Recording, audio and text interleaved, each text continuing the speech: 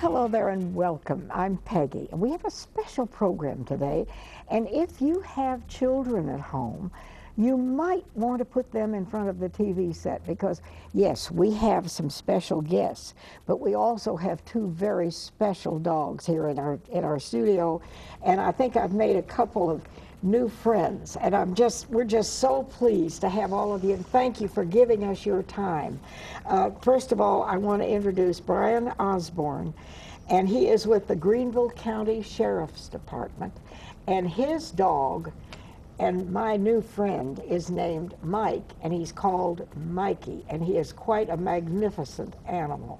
And next to him is Nell Stewart, and Nell is a community volunteer, and it's so good to see you again. Thank you, it's good to be here. And next to her is Michael Austin with the Greenville City Police Department. And what is your dog's name? His name's Fox. Okay. We appreciate your coming. Now this is the K9 units. Yes, ma'am. We've never had these dogs on our show before, and they are so well behaved. They lay their life on the line just like you men, you police officers, when there's a critical situation going on, don't they? And it's very interesting to know that these guys are here because the public asked them to be here. They're not here because they sought the opportunity to be here. I appreciate that. We are very interested in what these guys do. And all the K9 units are very interesting to watch as they do their things that they show us how to do police work. How many K9 units, how many do we have with the city and the county? Well, the city would currently have 4 active patrol dogs that do narcotics or search for narcotics and do patrol work in the city, and we're fixing to add 2 more dog units, 2 more K9 units. And what about our? We've got 9 patrol dogs, 2 bloodhounds, an arson dog, a school narcotic dog, and a bomb dog. Oh my goodness. So, and we're about to add 1 more patrol Now these dog. are the kind of dogs that you see sniffing in the airports, aren't they, that are looking for drugs? Yes, ma'am. And do your dogs do that as well? They do. What do they do? These 2 dogs here, they're called dual purpose dogs, which means they're trained to locate human odor and narcotic odor. Basically what that means, they find drugs and they find the bad guys. So now if somebody's, for instance, there's been a robbery and somebody got shot or whatever, and the person runs into the woods, these dogs can find them. They can track them. Yes, ma'am. What do? You give them something to have a scent, or what? We can use a scent article, or we can just go off the last point that the person was seen, and they can pick up the human odor from there and track. And then they go. Yes, ma'am. And they track children. One of the fascinating things to me recently happened over in Spartanburg County when a child was lost, and there were lots and lots of humans out searching for that child, but the dog found the child. Oh. Well, now obviously they are very bright, and they're amazing. And you'd think when you first walked in, you think, oh, I'd be afraid. They're friendly, gentle creatures, except when they don't need to be. Is that right? Absolutely. They're well trained and well disciplined. Okay, now let me ask. Begin down there, if I may, with Michael. Yes, How ma'am. long do you actually train this dog, or does some other person train the dog and then give the dog to you? Well, the way we typically do it, or normally do it here in Greenville, is the sheriff's office is kind enough that they have a dog trainer, and what we do is we buy what we would call a green dog that doesn't know anything about law enforcement or what we're going to be doing, and we would take a handler and a dog and pair them up and then put them in a class for 16 weeks. And that trainer over the class would then teach the handler how to teach the dog. And it takes quite a while to get that repetition down, but that's the way we do it here in Greenville right now. But we can buy, and people do buy, already trained dogs, given the circumstances of what's going on in their department. But it makes more sense to think that you as an officer know what the needs are in your particular area, and so have a dog that you've trained or have some idea what's going to be required of the animal. Well, it also gives you some problem-solving techniques to know how your dog was trained, so you could problem solve down the road if you ran into an issue. Helps build the bond between the dogs. We have a incredibly strong bond between our dogs in K9, and you know, this is my partner. He's my buddy. You know, second to my wife is probably my best friend. So, you know, we spend a lot of time with these dogs, at least 10 hours a day. So. We love these dogs almost like we love our children. My wife would argue that she comes second. Well, mine would argue too, but since we're on TV, I'm going to put a plug in that she's number one. Michael, how long does it take to train an animal like this, though? I mean, you said 16 weeks, but... Well, 16 weeks encompasses, you know, not only training the dog, but we do some tactical stuff to make sure the dogs and the handlers are ready for the road. In K9, we have a very special job in the fact that we service law enforcement. We have law enforcement officers out there every day putting their lives in danger for different reasons and different scenarios. And in K9, we specialize in helping those officers out. And so we're especially attached, and we do that training that amount of time so that we're able to expose the dogs to various surroundings and situations and make sure they're ready to go on the road and do what they're supposed to do when it's time for them to go. Obviously, they're on voice command. I mean, they're well behaved. And that training doesn't end at 16 weeks. I have a new because friend. they continue to train week after week. Once a week they train. It's all right. We try and train every full week. Okay. I know she's talking. It's all right. Come here. Yeah. So now tell me about Brian, your dog. Yes, ma'am. He's the class clown, if you can't tell already. I'd take him home with me. I've fallen in love with him. Now, I don't believe I'm going to let you do that. I'm sorry. How old is he? He will be 4 next month at the end of May. So. And he stays with you? He stays with me. I spend more time with him than I do anybody, including family. Now, does he stay in a cage, or do you take him home? I have with a kennel at my house. Okay. And he stays there. And depending on the weather, he may get to come inside. We don't usually bring the patrol or any of the working dogs inside. The majority of us don't, because we're on an on-call basis. Any given hour of the day, we can be called out. If it's 20 degrees during the wintertime and he's acclimated to 70-degree weather, it's not fair for him to go outside and have to work at 3 in the morning. Same thing's true in the summertime. If he's used to 70 degrees and it's 100 degrees outside, it's not fair for him. These dogs have really saved lives. Absolutely. Absolutely. And they've been in some pretty scary situations. Now, did you train him yourself? I did. Just like Michael was talking about, one of our trainers, when the class that I was coming through, there were 3 of us in that particular class. And our trainer taught us how to train our own dogs. So everything that he has learned has come from me and in-house training. That way I know all of his faults. He seems just like he's so gentle. He is. And when I first saw him, you know, it's kind of frightening. But he's the most gentle thing in the world. You would never know that he is trained to be a bite dog, would you? No, no. So you give a command and he obeys it? He does. He will bite for 3 reasons and 3 reasons only. If I tell him to, if he thinks somebody's trying to hurt me, or if he thinks somebody's trying to hurt him. Same thing's true for Fox. Now wait a minute, if somebody's trying to do harm to you, yes, ma'am, or do harm to him, or what's the other one? If I tell him to. Or you tell him. Okay, now that brings up an issue. These dogs are not aggressive, mean animals. No. You tell us.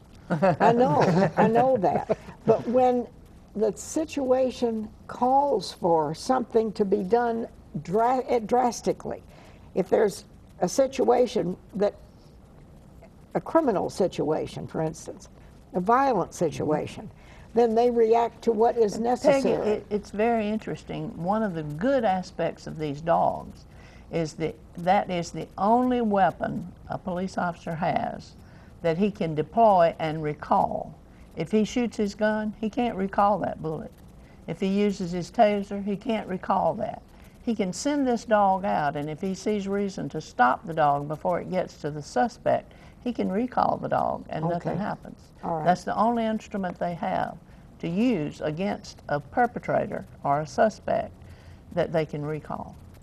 Now, there's something I think people should know. You talked about biting. Right. If you own an animal and that animal bites somebody, that person can sue. I mean, that, you know, it's legal.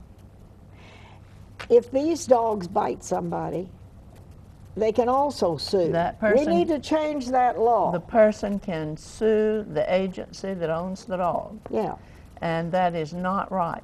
It is not fair. First of all, the person that they send the dog to bite, if that's what the incident occurs, that person can obey the command of the officer, and the dog will never be deployed to bite him. Yeah. When the dog bites, if the person does not fight the dog and try to injure the dog, the bite is minor.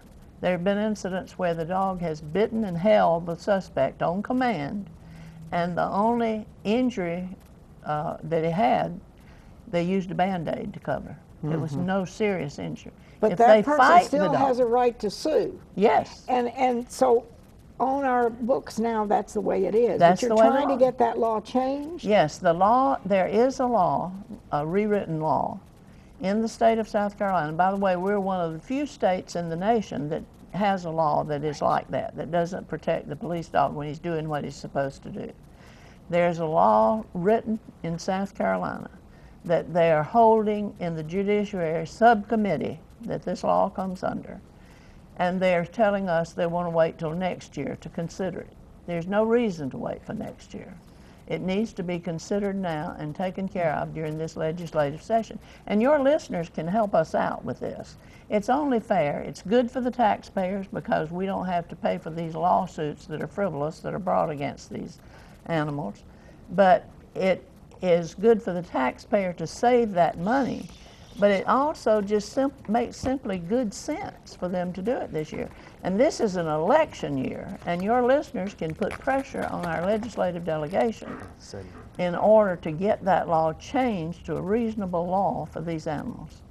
They're well disciplined, they're well trained, they're not used frivolously, and they don't do any more damage than the suspect requires them to do when they bite someone.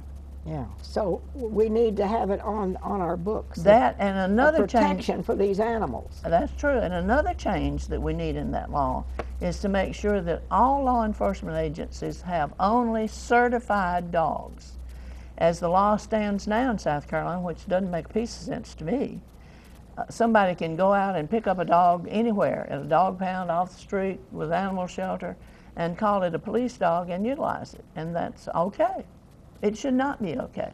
There should be certification requirements. That they are trained and... That's correct. And right. they need not to be able to use one unless it has been certified.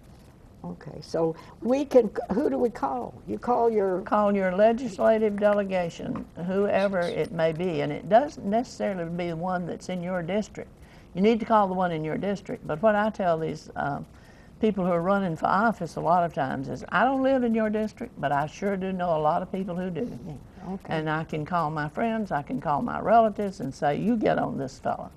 And the chairman of that legislative delegation judiciary subcommittee is a Greenvillian, Bruce Bannister, who is running for office this year. And he's chairman of that committee, and on the committee, not the subcommittee, but he's chairman of the subcommittee, and on the committee, the Judiciary Committee, is Dan Hamilton and Wendy Denny from Greenville. Okay. And so we need to concentrate on those people, but not let the others off the hook. None of the senators need to be let off the hook. They need to be pushing to have this law changed. It doesn't make sense not to change it. I don't know of anybody that benefits from not changing the law except the suspect who doesn't want to be caught. Mm-hmm. And the trial attorneys who are making money off these lawsuits. Those don't, and I don't have anything against attorneys, let me add that quickly. I have two sons who are attorneys. But those who are bringing the frivolous lawsuits because the dog bit someone, And they would they're only the do ones who that in benefit. dire circumstances. Who else benefits? Yeah, okay. And if anybody knows, I'd like for them to let me know if there's another Okay, reason. now look, we're going to a quick break. We have a phone number, and we'll be right back, so stay with us. Well, welcome back. And if you joined us late, we have some people and some animals here in the studio, and they do a phenomenal job for the benefit of all of us. And I want to begin by reintroducing quickly Brian Osborne with our Greenville County Sheriff's Department, and his dog is named Mikey. And Nell Stewart, who's a community volunteer, and next to him is Michael Austin, and with the Greenville City Police Department and his dog. These are so well behaved, and what a joy. Now you came here, excuse me, because I asked you to come. You know, you didn't come because you were seeking publicity. And we want people to know these are nationally certified dogs, professionally trained, and they have saved lives. They have found children who are lost. I mean, it's incredible. It Absolutely. really is.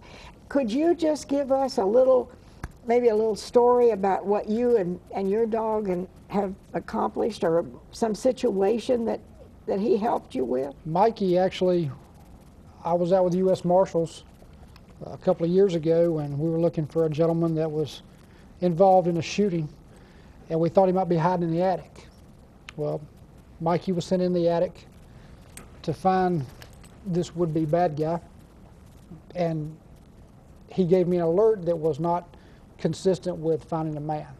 It was consistent with finding narcotics or an article. Oh, So you mean the dog can communicate with you like that? he can. Just by simple little things. I have to be able to read him like a book. And I could read him and knew that he was trying to tell me something. It wasn't that he had found a Now, wait a minute. suspect. Did you go in the attic with him? I had him on a long lead, a long Okay. leash. I can feel, just like fishing, by lead tension, I can read him like that. And then when he stopped, I actually had to peek my head up into an attic. Well, he had alerted to something under the insulation. The attic was clear of any So suspects. the man wasn't there. The man was not there. But the drugs were. There He were- found the drugs. There Is that were right? drugs, and there was a stolen pistol underneath the insulation that he had found. And I did didn't tell that him to- happen in Greenville County? That happened in Greenville. I didn't tell him to go up and look for drugs. I didn't tell him to go and find a gun. I told him to go and find a man. Well, he did his job clearing that attic, but then he showed me where something else was that shouldn't be there. All right. Now, when he went up there, you sent him up there, you had no idea that there might be a person with a Didn't know. gun that would shoot the dog. It's a possibility. Just like I put him in the line of danger, myself, Mike, all of our coworkers, we never know what we're going into. We're not hostile towards anybody, but that's the job we've chosen to do. That's our calling. He's no different than me. He's a police dog. He's going to put his life in danger to help the public. And he doesn't ask anything in return but a toy. Now, all right. That's an incredible story. So I hope you eventually got the guy. We did get the guy. Fortunately, he wasn't in the attic, and nothing harmful came for Mikey or myself. But you were able to But we were find- able to find some drugs and a stolen handgun up in that attic that was used in another crime. So And then did you finally find the person? we finally found the Okay. person, and Case closed. case is closed. It's gone to trial, and good guys won. Praise the Lord. That's wonderful. Now, Michael, do you have any story you'd like to tell? And your animal is, I'm not close enough to love him like I've been loving this one. Well, in September of 2009, we had a case where a gentleman by the name of John Ham was stealing tags off of cars. And when patrol units got there, they got information that Mr. Ham had a gun, and a foot chase ensued. And long story short, Mr. Ham ended up taking a hostage on a special needs bus. And he Oh, my started driving the heavens. special needs bus, and we had a car chase. And at the end of the car chase, one of the tires had been shot out. Mr. Ham had this person hostage on the bus, and me and Fox were there, and Mr. Ham decided that he was going to run, and as he got off the side of the bus, he took off running, and sent Fox after him to apprehend Mr. Ham. And Fox did it, and he knocked John Ham down. When I got there to take Mr. Ham into custody, John Ham rolled over and had a gun pointed in my face. And luckily, Fox came back and re-engaged Mr. Ham, biting him again, and caused Mr. Ham to drop the gun before he could shoot and kill me. So he saved, the dog saved your life. He saved my life. So. And you eventually were able to apprehend. Well, I was right there on top of him. We were able to finally get him into custody, and Fox bought me enough time fighting with John Ham that I was able to pick the suspect's gun up and throw it out of reach, and we were able to take Mr. Ham into custody without anyone getting hurt. And he had some minor injuries from the dog bite.